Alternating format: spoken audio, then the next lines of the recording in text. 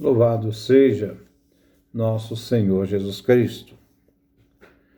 Nós vamos dar continuidade à nossa leitura das homilias de Santo Curadares, nosso 13º encontro. Vamos trabalhar a homilia que ele fala sobre a inveja.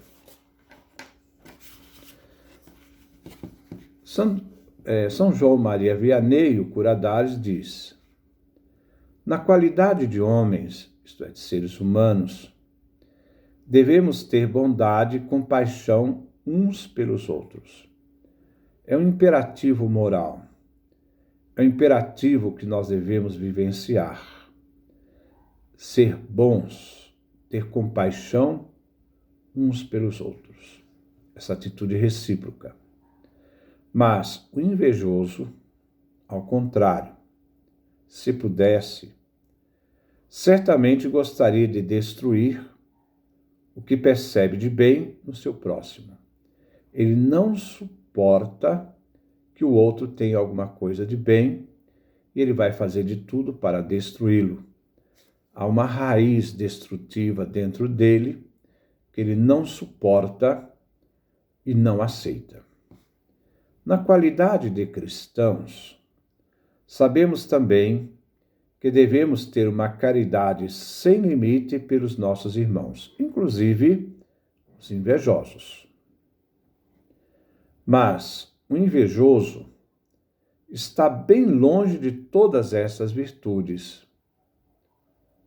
Então, uma realidade destrutiva dessa pessoa. O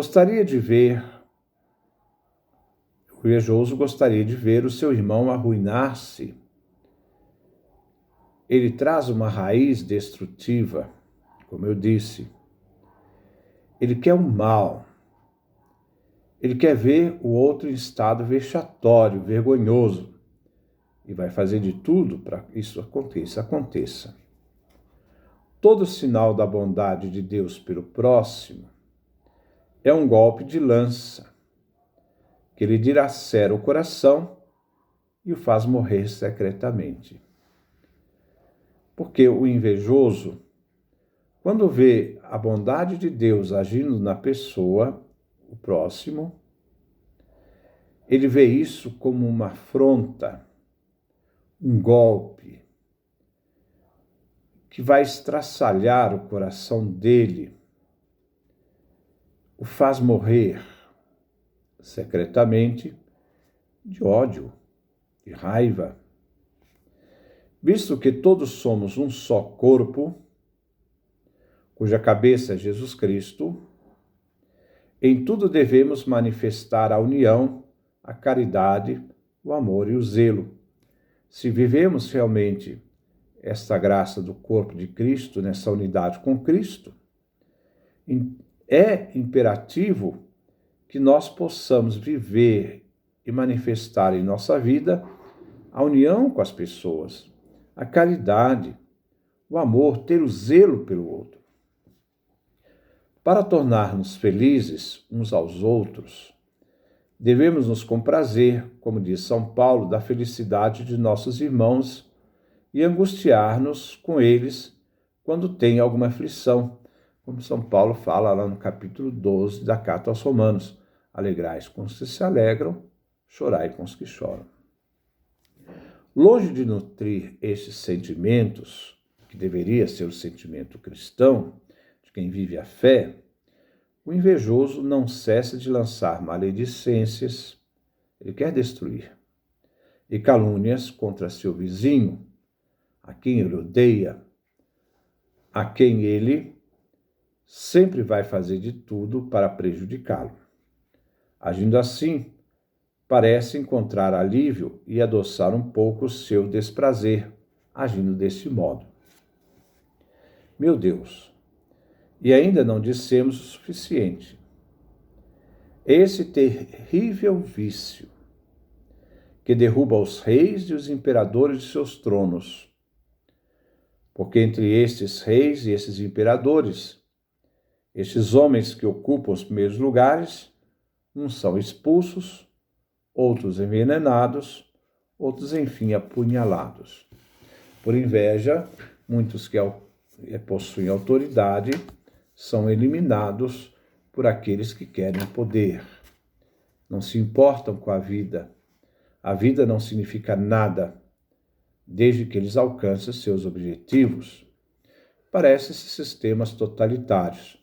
A vida não vale nada.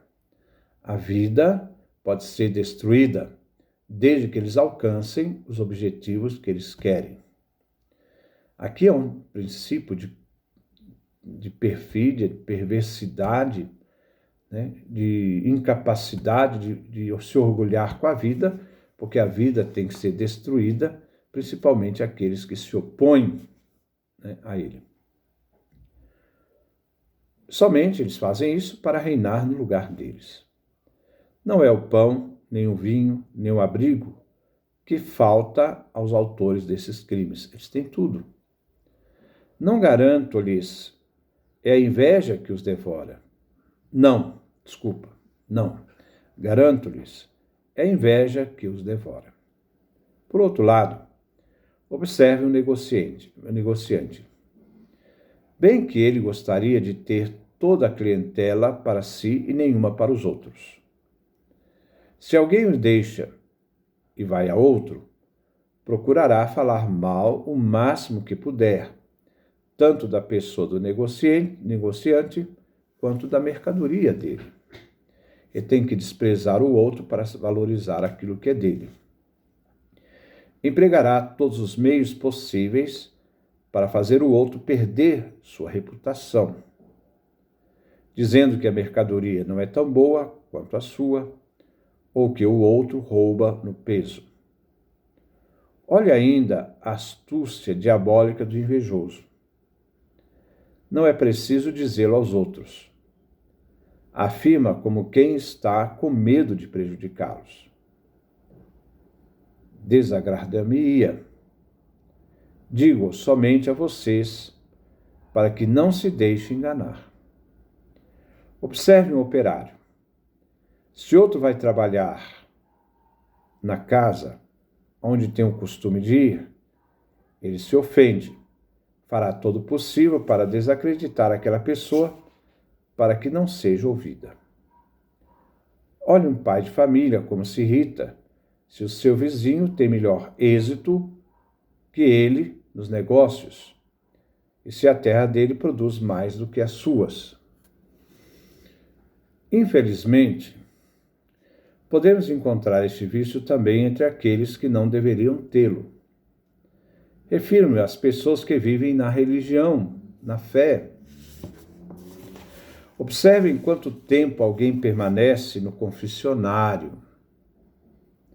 seu modo de comportar-se ao rezar ao bom Deus. Falam dessa pessoa e a censuram. Pensam que em todas essas orações, que nessas boas obras, elas visem apenas serem notadas, ou se preferirem, que sejam apenas falsidades. Sabem repetir que as ações do próximo só a ele pertencem.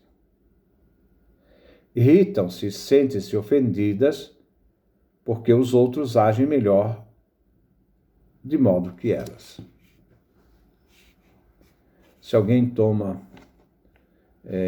uma atitude de gratuidade, de oferecer um serviço, logo as pessoas irão criticá-las, porque elas que se julgam capazes de fazer isso, mas elas não se oferecem, e quando alguém toma a iniciativa, elas vão fazer de tudo para destruí-la.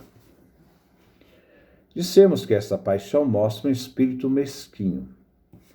Tanto é verdade que ninguém acredita tê-la. Ao menos ninguém quer crer que é atingido por ela.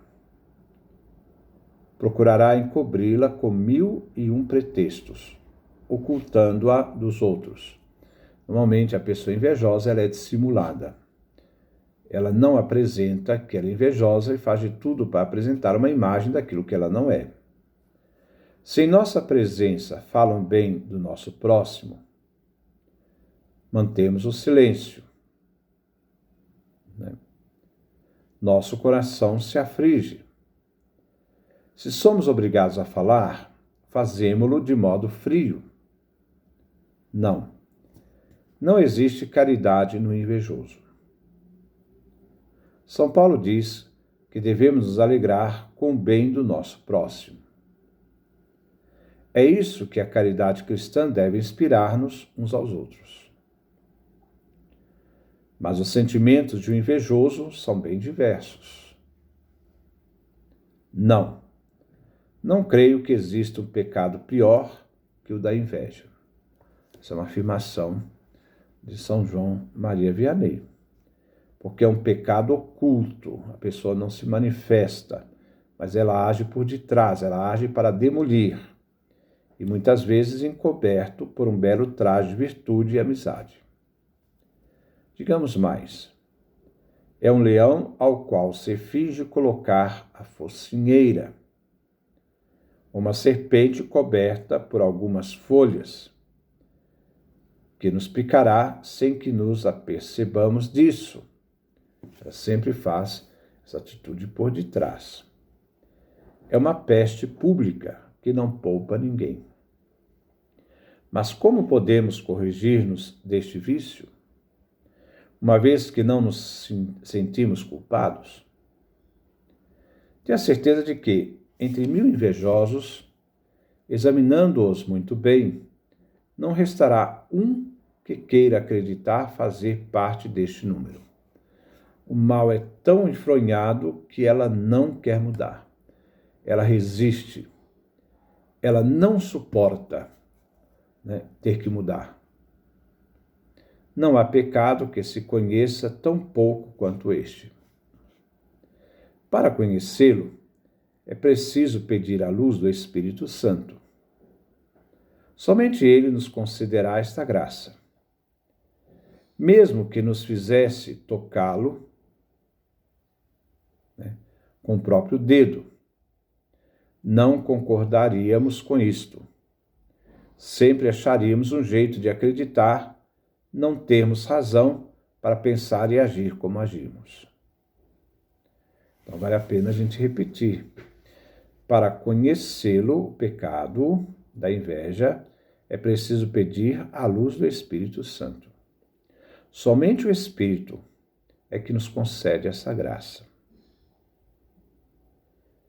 E mesmo que nos fizesse tocá-lo com o próprio dedo, tivéssemos acesso a esse Espírito, não concordaríamos com isto, nós estaríamos sempre resistindo. Sempre acharíamos um jeito de acreditar não termos razão para pensar e agir como agimos. Sabemos o que poderá contribuir para conhecermos o estado de nossa alma e descobrirmos aquele maldito pecado escondido nas pregas secretas do nosso coração. Então, vamos repetir aqui. Sabemos o que poderá contribuir para conhecermos o estado de nossa alma e descobrirmos aquele maldito pecado escondido nas pregas secretas do nosso coração? É uma pergunta. É a humildade. É a prática da humildade que vence a inveja. Você não precisa combater a inveja. Você faça o exercício da humildade. E ao exercitar a humildade, você está cada vez mais destruindo dentro de si a inveja. É a busca da virtude que faz com que nós possamos vencer o vício.